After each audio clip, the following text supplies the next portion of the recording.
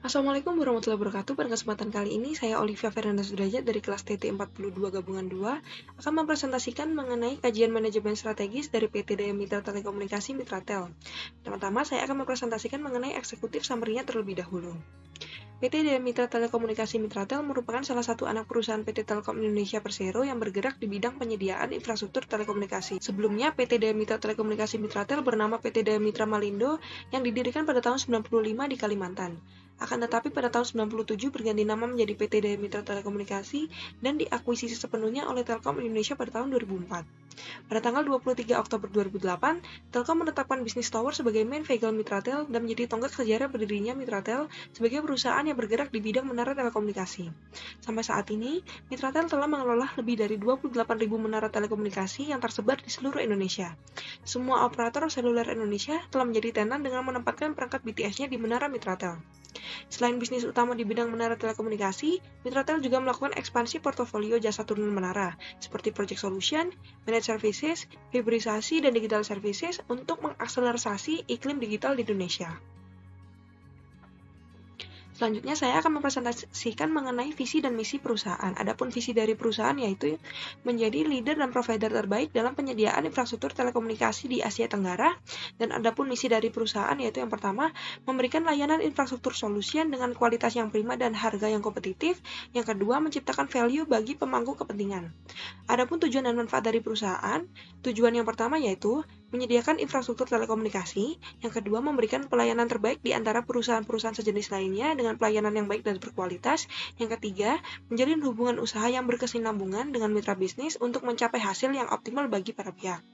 Adapun manfaat dari perusahaan yaitu yang pertama, memberikan pelayanan berkualitas khususnya jasa konstruksi, perdagangan umum, dan outsourcing. Yang kedua, dapat berperan besar dalam mendukung kemajuan negeri, dan yang ketiga, dapat membantu pelanggan mencapai tujuannya. Selanjutnya saya akan mempresentasikan mengenai SWOT Matrix. SWOT Matrix terdiri dari dua faktor yaitu faktor internal dan eksternal. Faktor internal terdiri dari kekuatan dan kelemahan, sedangkan faktor eksternal terdiri dari peluang dan ancaman. Adapun kekuatan yang pertama yaitu memiliki pasang pasar layanan yang baik, yang kedua merupakan anak perusahaan BUMN PT Telkom Indonesia Persero, yang ketiga memiliki infrastruktur dan kapasitas jaringan yang luas, yang keempat menjadi pemimpin pasar tower sharing dengan jumlah tower terbanyak, yang kelima memiliki kemampuan finansial yang baik untuk mengakuisisi dan partnership. Selanjutnya kelemahan yang pertama, tekanan pekerjaan yang berat, yang kedua besarnya anggaran belanja yang dikeluarkan, yang ketiga kurangnya variatif layanan yang diberikan, yang keempat segala bentuk langkah strategis dari perusahaan mengandung peluang dan risiko yang dapat mempengaruhi performansi keuangan perusahaan, yang kelima kurang efisien dan boros dalam anggaran untuk gaji pegawainya karena jumlah pegawai yang banyak. Selanjutnya peluang yang pertama, banyaknya peminatan atas layanan tower sharing yang besar, yang kedua pertumbuhan industri teknologi telekomunikasi yang pesat, yang ketiga adanya kesempatan untuk terus mempertahankan posisi leader dalam layanan tower sharing dengan mengakuisisi tower kompetitor, yang keempat cukup jauh dalam mengungguli kompetitor dari segi infrastruktur dan cakupan area. Adapun ancaman yang pertama yaitu mahalnya investasi untuk infrastruktur, yang kedua proses akuisisi lahan dengan warga yang sulit di area-area tertentu, yang ketiga pendatang baru yang menawarkan layanan jasa yang sama dengan harga yang lebih murah, yang keempat di era pandemi seperti sekarang mengakibatkan perekonomian secara global yang cenderung belum membaik. Adapun strategi SO yang diambil yang pertama meningkatkan ekspansi tower, yang kedua menjalin kerjasama dengan pihak lain dalam rangka optimalisasi infrastruktur untuk menyambut revolusi industri 4.0 dan perkembangan teknologi misalnya 5G. Yang ketiga menjalin kerjasama dengan pihak lain dalam rangka optimalisasi sumber daya untuk mencapai maksud dan tujuan Persero. Selanjutnya, strategi WO yang diambil yang pertama, meningkatkan kesejahteraan karyawan, yang kedua, mengeluarkan varian paket layanan sehingga dapat menyesuaikan dengan kebutuhan konsumen, yang ketiga, memberikan penawaran harga yang menarik dan bersaing, serta berkualitas dengan mengedepankan value yang akan didapat. Strategi ST yang diambil yang pertama, meningkatkan kualitas daya saing, yang kedua memberikan pelayanan yang maksimal kepada pelanggan, yang ketiga meningkatkan keamanan dan layanan infrastruktur, yang keempat meningkatkan inovasi terhadap kualitas produk dan pelayanan yang berbeda dari kompetitor. Selanjutnya strategi WT yang diambil yang pertama, meningkatkan mutu pelayanan, yang kedua melakukan mediasi untuk mencari jalan tengah dalam proses akuisisi area baru, yang ketiga menciptakan strategi khusus untuk penyaluran promosi kepada konsumen, yang keempat perlu adanya sales spesialis yang bekerja sama dengan account manager untuk mengidentifikasi dan merancang kebutuhan teknis pelanggan. Selanjutnya saya akan mempresentasikan mengenai bisnis model kanvas dari PT Daya Mitra Telekomunikasi Mitratel. Adapun key partner dari perusahaan yaitu yang pertama PT Persada Sokatama, yang kedua PT Indosat Uredo, yang ketiga PT Telekomunikasi Seluler, yang keempat PT Kim, yang kelima PT Pos Properti Indonesia, yang keenam NCIT Business Consul, dan yang terakhir pemerintah. Adapun key activity dari perusahaan yaitu yang pertama build to suite, yang kedua colocation, yang ketiga reseller and pack, yang keempat project solution, yang kelima digital service, yang keenam managed service, dan yang terakhir pengembangan IoT. Adapun key resource dari perusahaan yaitu yang pertama, jasa sewa tower, yang kedua human resource, yang ketiga dana investor, dan yang terakhir partnership.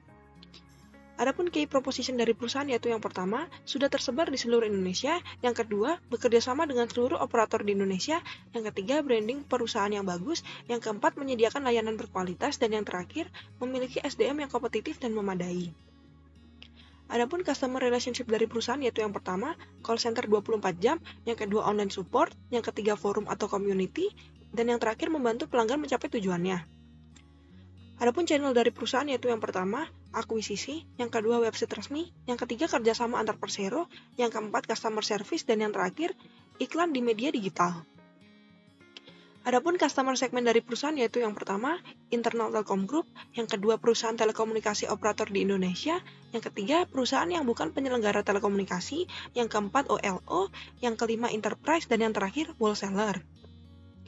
Adapun cost structure dari perusahaan yaitu yang pertama biaya pajak, yang kedua gaji karyawan, yang ketiga biaya general dan administrasi, yang keempat biaya marketing dan iklan, yang kelima biaya maintenance, yang keenam biaya amortasi, yang ketujuh biaya sewa, dan yang terakhir penyusutan. Adapun revenue stream dari perusahaan yaitu yang pertama penghasilan pendanaan, yang kedua biaya pendanaan sewa, yang ketiga pendapatan operasional, yang keempat partnership, yang kelima aset lancar aset tidak lancar, yang keenam aset tetap aset tak berwujud, yang ketujuh IPO, dan yang terakhir investor.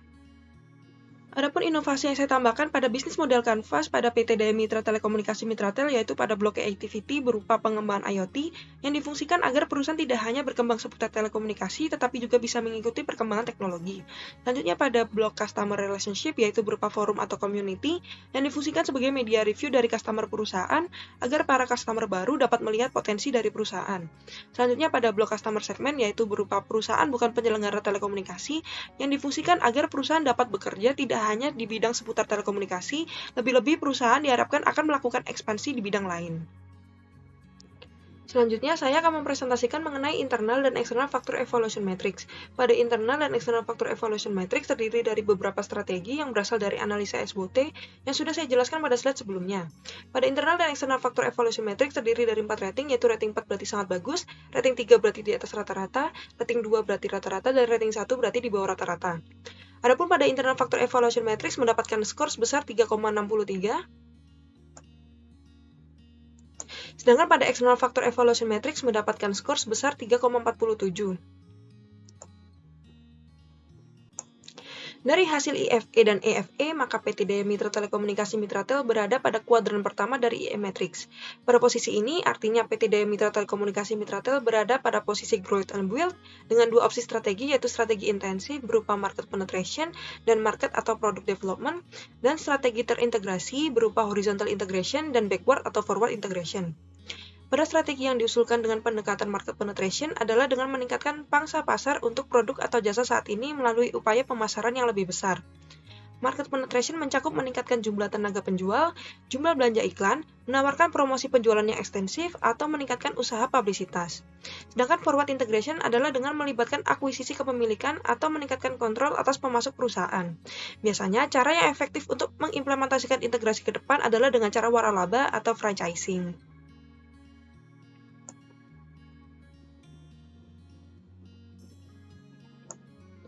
Sekian presentasi dari saya, mohon maaf apabila ada salah kata. Wassalamualaikum warahmatullahi wabarakatuh.